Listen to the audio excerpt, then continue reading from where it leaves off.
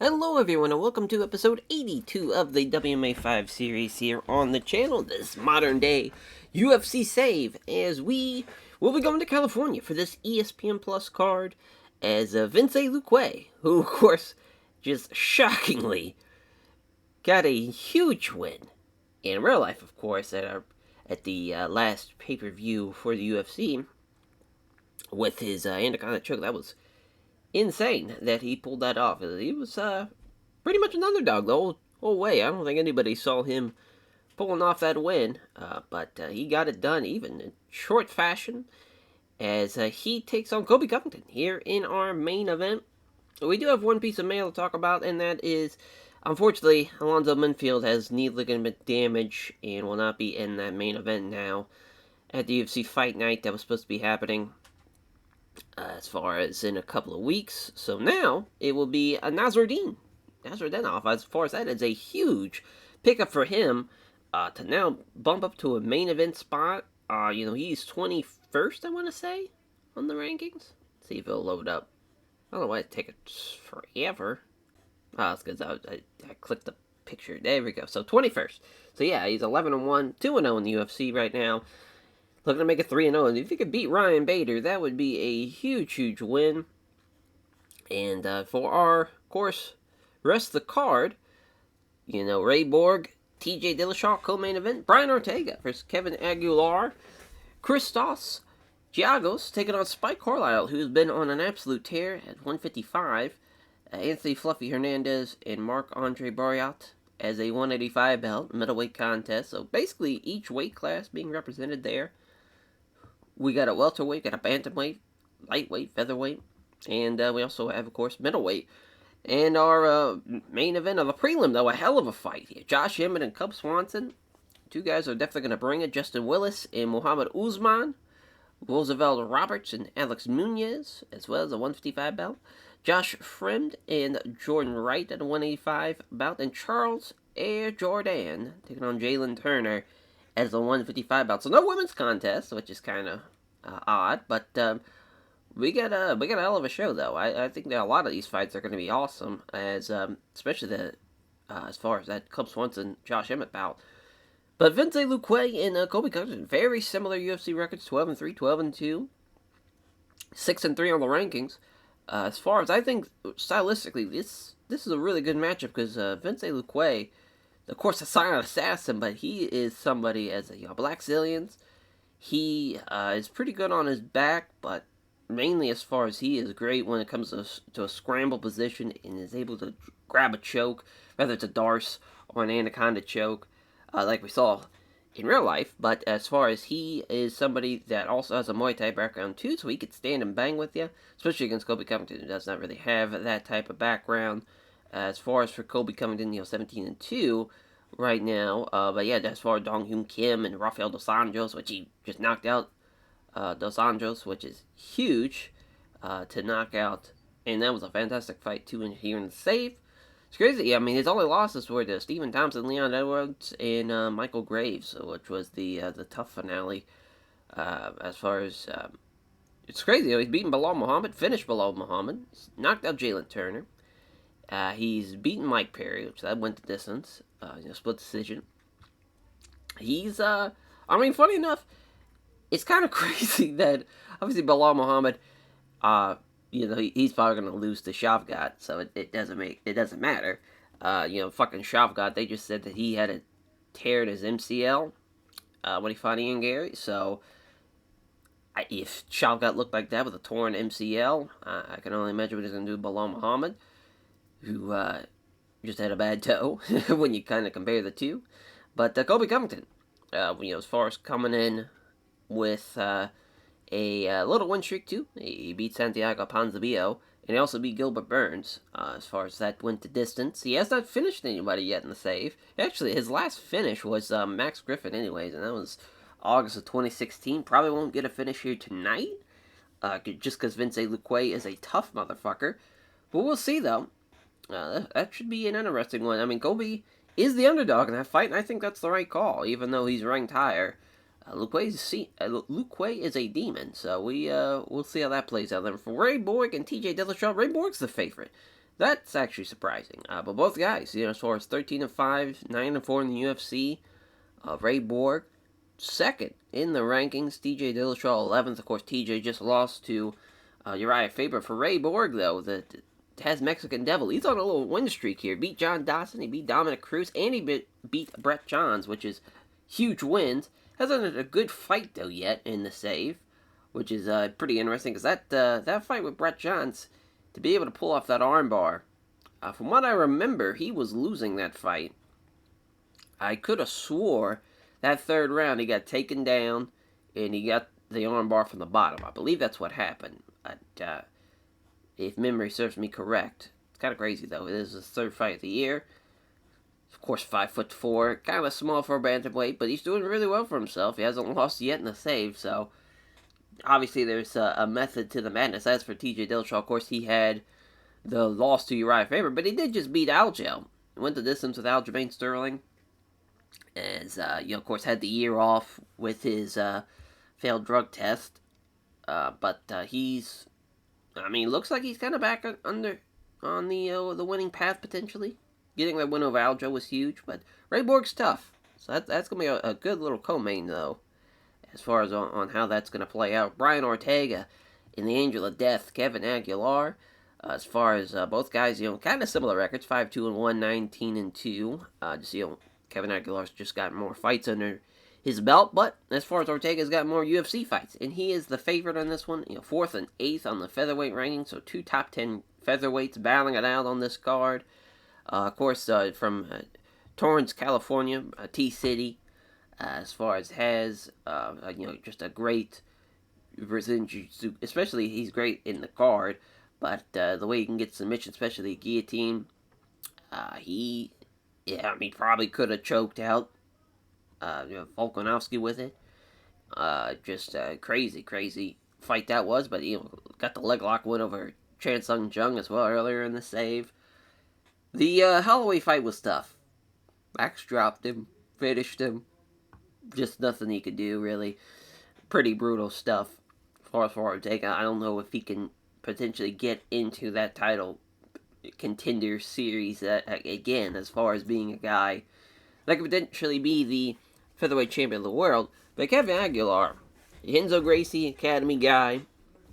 Yeah, this is crazy, though. Renzo Gracie versus Team Nogueira. You're going to have 2 great grapplers here, but Aguilar's really a big-time puncher, though. He beat Doohoo Choi, beat Manny Bermudez. He's done really well in the save.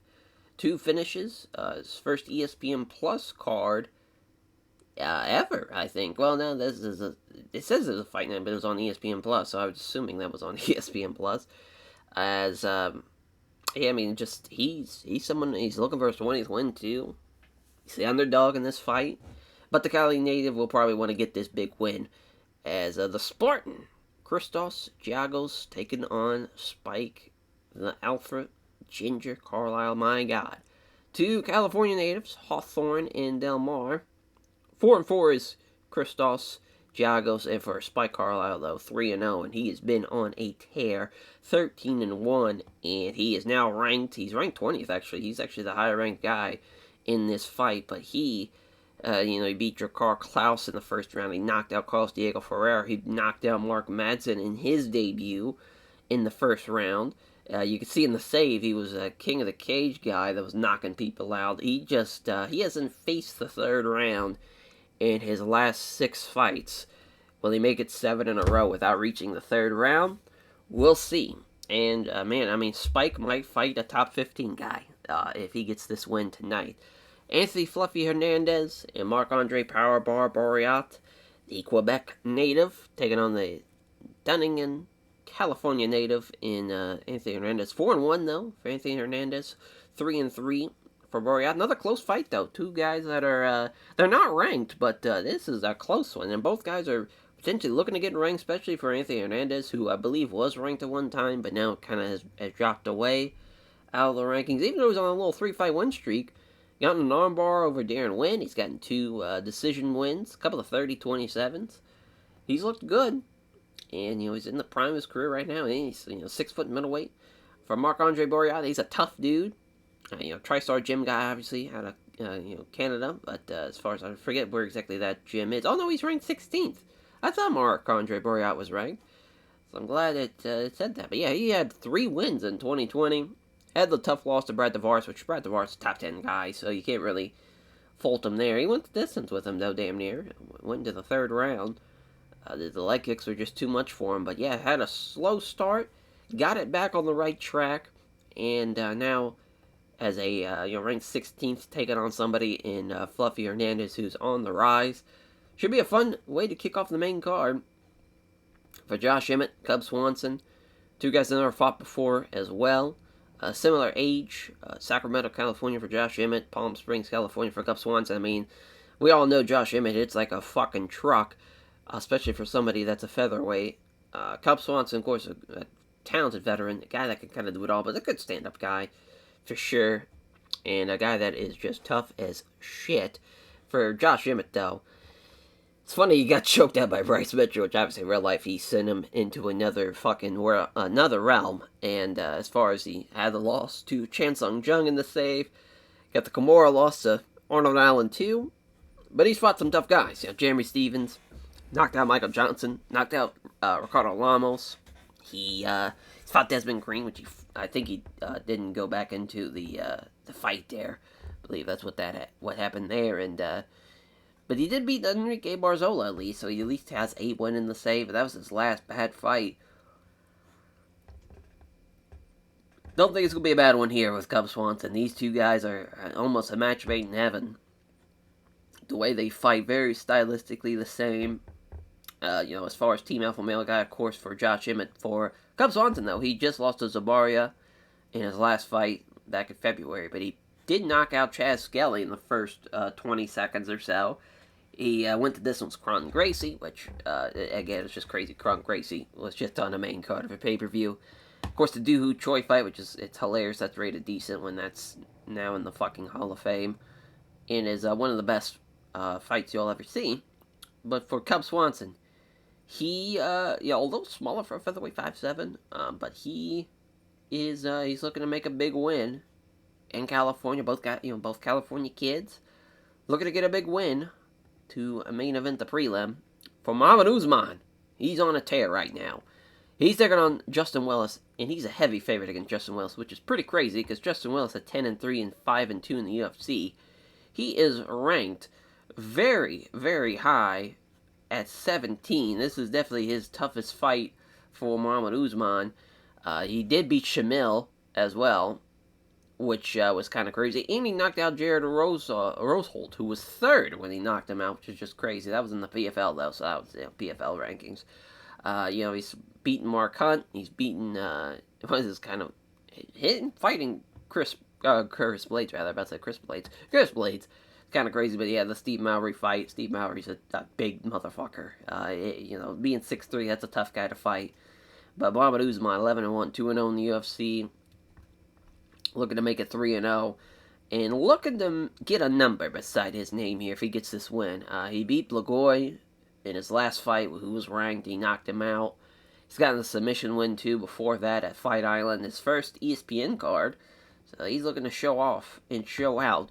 For sure, to show off his skills, and he's an AKA guy, too, for Justin Willis, San Jose native as well. It's going to be an interesting fight, for sure. Roosevelt Roberts and Alex Munoz. Alex Munoz, though, is 8-0, 2-0 in the UFC. He was ranked, I think he still is. I think he's ranked, 23rd? Yeah, 24th. 8-0, 2-0, and they were both wins in 2020. Both 3rd round finishes too. He beat OAM in the 20. He was ranked 25th when he beat him.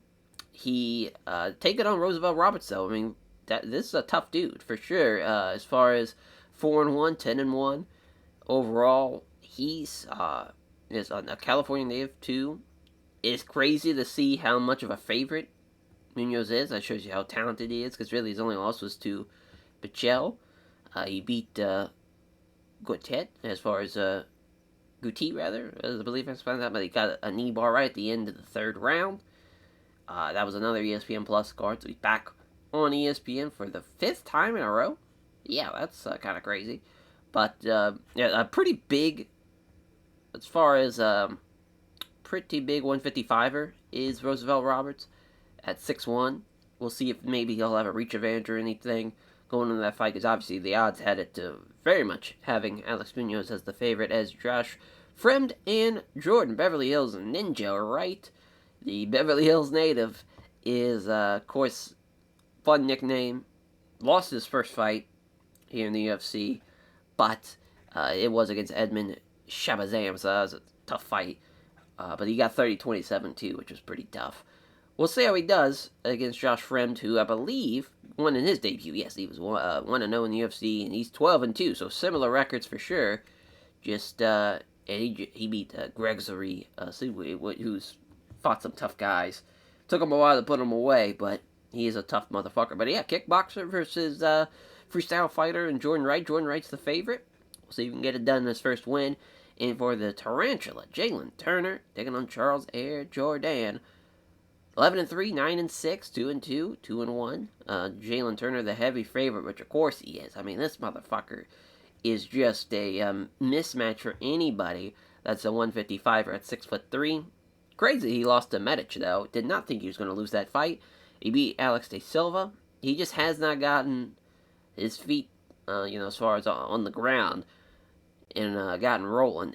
Him fighting Vince Luque in his first fight is extremely tough, though. But on ESPN Plus here, kicking off the show, which is kind of crazy for how talented he is, and for Charles Air Jordan, a good striker, 2-1. He just lost to Rodrigo Vargas back in March. Had the win over Selesky. Before that, knocked him out, and he's beaten Duhu Choi in the past. Kind of crazy. He lost to Desmond Green now. But I mean, yeah, he's a guy who brings it for sure. 5'9", that was a featherweight. Taking on a 6'3" featherweight is tough. He'll probably be giving up some reach. And I'm sure Jalen Turner's going to use that to his advantage. But for Colby Covington, main eventing for the 5th time. I believe this is Vince Luque's first main event, which is kind of crazy. So at least Colby Covington's used to going 5 rounds, if it goes into the championship rounds. Luque has finished 3 of his last 5. Colby Covington trained at the American Top Team, which Luque's 1-1. He's won 4 of his last fights by decision. Colby ranked 3rd. Luque ranked 6th. Michael backing Colby Covington, everybody else backing Luque. And yeah, I'm going to back Luque on this one. I hope he gets the win. Yeah, TJ Dillashaw got the 5-inch reach advantage. No surprise there. Ray Borg, I just don't see him pulling this off. I just have too much faith in the former champion TJ Dillashaw. Even though in real life, his shoulder, absolutely cooked. After taking off a year and having to get shoulder surgery, like his shoulder is still fucked to this day, and it probably will be forever, maybe, unless something crazy happens with stem cells. But I don't. It's not a muscle too, so I think it's partially the bone and the muscle too. I think it's in the ligaments. It's a whole mess. His shoulder injury, but Brian TC Ortega. I don't know why I clicked on his little profile, but as far as he's finished 3 of his last 5 opponents, rather. And as far for Kevin Aguilar, the Angel of Death, looking to bring it to T-City. 4 and 8, 2 top 10 featherweights. That's going to be a fun fight. Spike Carlisle and Christos Giagos is both Black House MMA teammates, and both ranked 20th and 25th on the lightweight division, as Carlisle 5th, and as far as 5-2 on the Blurcat staff picks. I just don't see how Giagos is going to get this win. Just don't see it. Barriat, significant weight advantage over Fluffy Hernandez. I just don't see how Barriat's going to pull it off, but we'll see. He is the favorite on the Blurcat staff picks. And he's finished 3 of his last 5 as well. Josh Emmett and Cub Swanson. Both of them, they're not fucking around. No nicknames here. They're here to fucking bring it. As Swanson's 0-1 against other members of the Team Alpha Male team. I believe that was Uriah Faber he lost to in WEC. See if we'll click on it. I don't know why it's taking forever to load all this. It's not like it's a hard thing to do. Oh no, it's probably Chad. Yeah, probably Chad Mendez. Interesting. Yeah.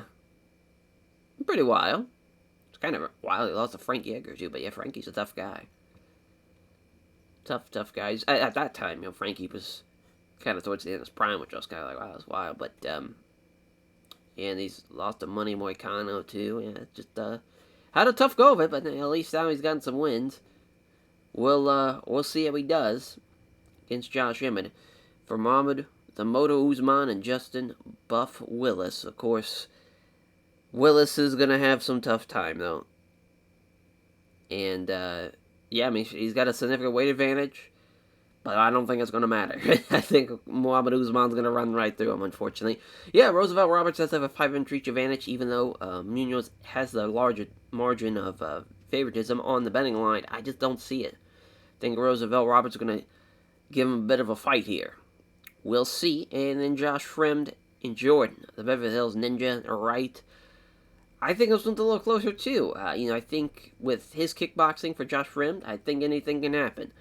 And for Charles Air Jordan and Jalen Turner, he had 8-inch reach advantage, heavy favorite on the betting line. Charles is going to need a fucking miracle at this rate to beat him. It's going to be a good fight though. As Mark Ards referee, cage side judges there. Here we go. It's Turner, of course, the San Bernardino, California native. And there's a powerful right hook off the counter of the leg kick. Down he goes, looking to finish the fight here, and he does. The Tarantula making light work of Charles Jordan, getting his 10th win of his career. And he wants Davy Ramos next. We'll probably give him that fight, to be honest. I just am obviously the sky's the limit for Jalen Turner. His size, I mean, is just too much for a lot of these guys. He's too fucking big. Josh Fremd and Jordan Wright. Cage-side judges. Crowd for right here. Here we go. They meet in the center. Misses a big right hand, allowing a couple of counter jabs come in, followed by a solid right. Oh, there's a large gash above the eye of Josh Fremd. So he cut him up to right. Missed the vicious right hand. Did Fremd. Right, still trying to get the strike exchanges going, trying to get a body kick going off the combination. Now right shoots him for the takedown. He's got him. So this is definitely where you want the kickboxer to be. Oh wow, got him in side control. So now he's really in danger here, potentially, if he can get the mount. Blocks attemptable guard again, and just blocking away. Just trying to stay alive, just Fremd. And now Mazgatix will stand him up with about 30 seconds left. Missed the right hand after the body shot. Does Fremd? They're going to check on that cut. Only minor. So back underway, and there's the big right that misses. But he hits the left hand at least. That's Josh Fremd, and yeah. I mean, Jordan Wright, he cut him up. Took him down. Did his thing. Yeah, won that round for sure. 2 kind of left hands from Wright. Left jab from Fremd, but missed the big right hand. He just hasn't been able to land any big-time shots as Josh Fremd. There's a big right hand, though. And now he's switching to southpaw's right. That's interesting. So we'll see what he does. Grabs him in the clinch. Trying to get him against the cage here. Yep, does so. Oh, trying to get him up against the cage here potentially again. Nope. Still defends it well. Is Fremd, and now he's in control here. But he just separates the run back strike. And which, right, off target, or not off target. He hits the right jab, and it lands a leg kick. Fremd is off target with his jab, and he connects to the right hand. Right, again, going for that takedown. He's got the single leg. He's got that takedown, looking to pass. But Wright's going to keep him. So, now switching to butterfly guard. Interesting. Now Fremd quickly scrambles. And yeah, Wright just going to grab side control, but that's the end of the round. Another round win for Wright. As, again, just Fremd just getting, I would say, pretty much outclassed striking. Obviously grappling too. Just not his night. But he stops that takedown at least. He's going to get him up against the cage, and he gets taken down that time, though. And, just trying to quickly scramble again, and every time that happens, he just ends up getting caught in side control. Now looking for mount. Oh, boy. He tries to go for it, but it's another scramble. Oh, ends up just grabbing him up against the cage here. And back down we go. Oh, he's got his back. Both looks it, it's all over. Wow, he stopped the choke. Looking for it again. My God, Josh Fremd's fighting this off. It's crazy he didn't get finished there in the final round, but obviously 30-27 for the Beverly Hills Ninja, Jordan Wright. So I thought it was rated good, but yeah, that last round, I mean, he fought hard to Josh Fremd to survive that. As he thanks off and connected to Syndicate MMA for helping grab for the fight and sponsors for supporting it financially as well. As Roosevelt, the Predator Roberts, and Alex Munoz, 8-0, 10-1. We'll see if the undefeated Munoz can keep it going against a large underdog, but a man with a nice reach advantage in Roosevelt Roberts. And he's the California native, too. They touch gloves. Here we go. They step into the pocket. This Munoz body kick. Missed a couple left hands. Lands a right hook, though, and there's a left hand from Roberts. Missed the left hand in exchange. 1-2. Doesn't hit either blow. Left hand. Now there's a jab and a slithering kick to the legs. And, man, they're getting after it. They are absolutely getting after it here. Misses the right cross. Here comes a counter. Munoz, 2 jabs, followed by a right cross that just misses. Looking to get the strike exchanges going. Misses all the strikes there. Counter left as a connect. Jab lands. Avoids the kick to the body. Throws the jab. Misses, though. Can't connect with the jab. Hits the high right head kick, though. Thought that might have rocked him or something, but no. Just eats it, does Roosevelt Roberts. And now Roberts getting pressured. Missed the left hand in the exchange. Right roundhouse kick to the ribs here from Munoz. That's the end of the round. Obviously, Munoz striking is a lot better than I anticipated. He's looking real good. As, yeah, he's already got that first round. See what he's got for the second. Quick head kick. Rocked him with it. Oh, boy. Lack of power behind the right hand, though, doesn't put him down. Another high kick after the left hand. These head kicks, are brutal. Hits him with a leg kick now. Munoz is just outclassing him. This is crazy. Obviously, a minus 710 favorite should be doing this, but I just did not see it coming. I thought Roosevelt Roberts would put up a little bit more of a fight. There's a couple of jabs, some leg kicks now. Jab lands, big right misses, and now they're really tentative, and here we go. Dodges the right end, comes up short on the right end of the body, though, after the jab hits. There's a left kick to the rib cage here. Right hook's rather blocked from Munoz. Left jab, leg kick from Munoz, and again, I think this is another round for Alex Munoz, but he hits a big right hand. Try to take the initiative. Big right misses after the jab lands, and yeah, again, 2 rounds to none for Roosevelt Roberts, and he takes him down. Oh my god, guillotine though from the bottom. Wow, crazy. The one positive thing he did ended up costing him the fight. Got caught in the guillotine. 9-0 is Alex Munoz. He just keeps on getting these third round finishes. Thanks for connecting to Team Alpha Male for having there for the fight and sponsors for supporting him financially too. Yeah, a Team Alpha Male guy like that, he's getting trained really well. He's on the rise for sure. And Herb Dean, our referee for this, Justin Buff Willis and Muhammad the Motor Usman, as he's got about 20, maybe not 25 pounds. I think he's got about 15 pounds on him. Does Willis, but it does not matter. He's getting that single leg. Is Muhammad Usman. Laying and praying a little bit. I don't like that for Muhammad Usman. I'd like for him to try and get a finish here. Especially as a minus 360 favorite. Trying to catch his breath. Yeah, just fires away. Not doing a whole lot, unfortunately. Minute left. Some more right hands. Everything's going to stand him up, though. Yeah, 10-9 Usman, but that's no surprise. Other takedown, and can he please pound away with some strikes here? There we go. He's starting to land a little bit. Now he's trying to pass. He's working really hard to slow him down, trying to make him work for everything. Right hands to the body. Trying to go from half guard to side control. It's a scramble. Usman, though, coming back on top. So we're back where we started. Top of guard. Yeah, Usman's getting this win, but it's going to be an ugly fight for sure. Justin Willis is just trying to survive, really. Here we go. There's a straight left hand, though. After the jab, there's a leg kick now. Oh, but Usman gets all of them. Locks the cage, though. Or grabs the cage, rather. That's the only way he stops it. And, yeah, keeps him against the cage again. Usman knows, listen, he just can't get finished, and he's going to win this fight. Herb Dean's got to separate him again. This doesn't get the takedown attempt this time, and just drives him against the cage again. And 1-2, though, they get out of it, so at least Willis is trying to do something. But just Usman just keeps on grabbing him and putting him against the cage. But Usman's finally getting out wrestled a little bit. I think Justin Willis has tired him out a little bit. Still can't take him down, though. In another round for Usman, nonetheless. Yeah, pretty bad fight. At least it was rated average. But yeah, just Justin Willis. At least that third round, he was starting to fight off a little bit. It looked like he was just going to get mowed right through. But he started fighting a little bit in the third. Obviously, if he didn't grab that cage, though, he was probably going to be down and out for the rest of the round. As he takes over and connected to Fortis MMA. They're for Muhammad Usman picking up another win in the UFC as our main event of our prelim. Josh Emmett, Cub Swanson, Mazzagatti, our referee. Cage side judges there as far as our both fighters from California. Here we go. There's a counter jab from Swanson, and now Swanson missed a good body shot. Gets kind of a good right hand. These guys can fucking hit, though. This could be over with one shot. Right cross from Emmett.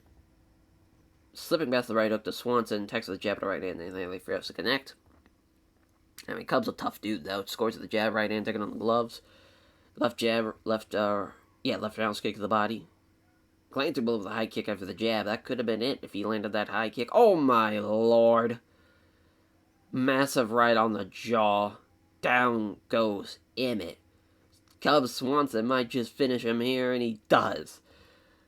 How about the old man, Cub Swanson? Even though he might be the old man, but he's, as far as Josh Emmett's only a year younger. So, I mean, these were two old guards for sure, but obviously Cub Swanson got his WEC. He's been through the fire, got his fucking jaw broken by Melvin Gillard in a sparring session. Just a bad, bad man. And he comes out with this win, and his 28th victory of his career, too. Knocks him out. And a huge win for our main event of our prelim. On to the main card, though. Anthony Fluffy Hernandez, Marc-Andre Barriat. Okay, set judges here. Barriat looking significantly bigger than Anthony Hernandez, even though they both weighed at 185. Hernandez trying to shoot in, but Barriat aggressively took the initiative, so he's trying to make sure that he's on the offense. He had leg kicks there. Great right hook from Barriat. There's a nice quick left straight right from Hernandez. Jabbing a good right hand, so Barriat's landing. It's already switching to southpaw, which is interesting. Right hand. Jab, and nothing but air on the left. Yeah, I don't know why he switched to southpaw. I mean, Hernandez is barely starting to register now, so maybe that was why. But I felt like his offenses kind of went down. But there's a nice straight left hand that lands hard, though. Went for the combination there. Missed out on it. Hernandez with the takedown. Leg lock. Oh, keeps the guard tight, though. That could have been it if he would have pulled it off. And now, again, trying to work underneath here. Trying to get an underhook. Trying to force him to stand up. Yeah, now they're clenched. Barriat ends up back against the cage. So let's see what Fluffy can do. Sharp stomp. Looking to sweep him right back down. Oh, yeah, grabs the cage. Another verbal warning on that one. But he's just going to go for the Muay Thai clinch here. Went for the knee. Doesn't get enough of it, though. And that's... Oh, they're going to give that to Barriat. That's interesting. I know he did land some power strikes, but I don't know, man. He did outstrike him, though, I guess. I mean, it's only by fucking one. Yeah, I mean, I thought that was a lot closer for Fluffy, but it is what it is, though. Has Hernandez to the left. Left a jab there. Doesn't have the reach of the body. 1-2. Jabbing him right. The misses, though, from Barriat. Flurry of punches here. Manages to connect two of them, though. Doesn't land the big-time shot. Quick left, straight right. Jabbing a right cross from Marc-Andre Barriat. Hernandez with a takedown attempt. Doesn't get it, though, but again, going to put him against the cage and gets that excellent outside leg trip. He's backed against the cage, though, so this is going to be interesting. Oh, he's got it overneath. Oh, my. Trying to get mount. Not happening, though. Yeah, it just keeps him there now. Hernandez trying to get mount. They're just basically fighting him against the cage on the ground. Man, he's still trying to get... Oh, he's going for a guillotine now. He said, yeah, fuck it. We're not going to get mount. I'm just going to jump a ghillie. Doesn't get it, but I think he's up two rounds to none. They haven't won one. Let's see what happens in this final round. Single leg from Hernandez, and that might do it, depending on how quickly they stand him up. Oh, looking for the leg lock again. Barriat maintains a tight guard, trying to go for the leg lock again for the second time. It's a scramble. Hernandez quickly tries to grab a leg, though. Yep, that's a bad idea. Went for the leg lock, and maybe just risked losing the round, depending on what happens here. Maybe even losing the fight, because it's a nice shoulder smash. Now there's an elbow from the bottom from Fluffy. Quick shoulder smash again to the chest and face. A couple of punches from the bottom. Another shoulder slam. Herbean's going to stand him up, though. 1-2 from Hernandez. Left jab, right cross from Barriat. Pretty great stuff, though. They gave it to Barriat. I don't know, man. I think it's 2-1 Fluffy, maybe 3-0 Fluffy. It's tough. Yeah, 29-28 Barriat. 29-28 Hernandez. And 29-28 Hernandez. Fluffy gets the win by split decision. Yeah, I mean, I just felt like that's the first round, I felt like he won. I felt like he won the second. Really, the third round, he did a lot as well. I mean, really, if you were going to give him a round, Barriat, maybe the first, and then second and third for Fluffy, I think that's probably the right way to go about it. Yeah, I mean, yeah, it feels like he was the clear winner, though. He praised Team MMA Lab and beats a ranked Marc-Andre Barriat as Christos the Spartan Giagos taking on Spike the Alpha Ginger Carlisle. Hurting our free kicks at judges here. We go to both hometown California kids Battling it out here. They touch gloves, and here we go. Jack goes a left cross. Oh my, jab and a right cross from Carlisle. Last punch probably hurt him there.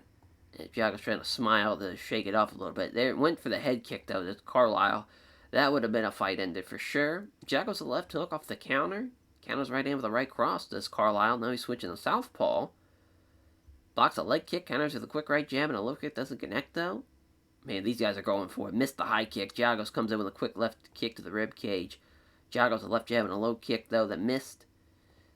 And now Carlisle. Good 2 jabs, followed by a nice left hook, 1-2 into the jab, or into the hook rather, excuse me, as Jagos pushes aside the weak head kick, and he comes in with a nice roundhouse kick of his own. Oh my god, Carlisle's on his fucking dream street here. Here comes a big right, down he goes.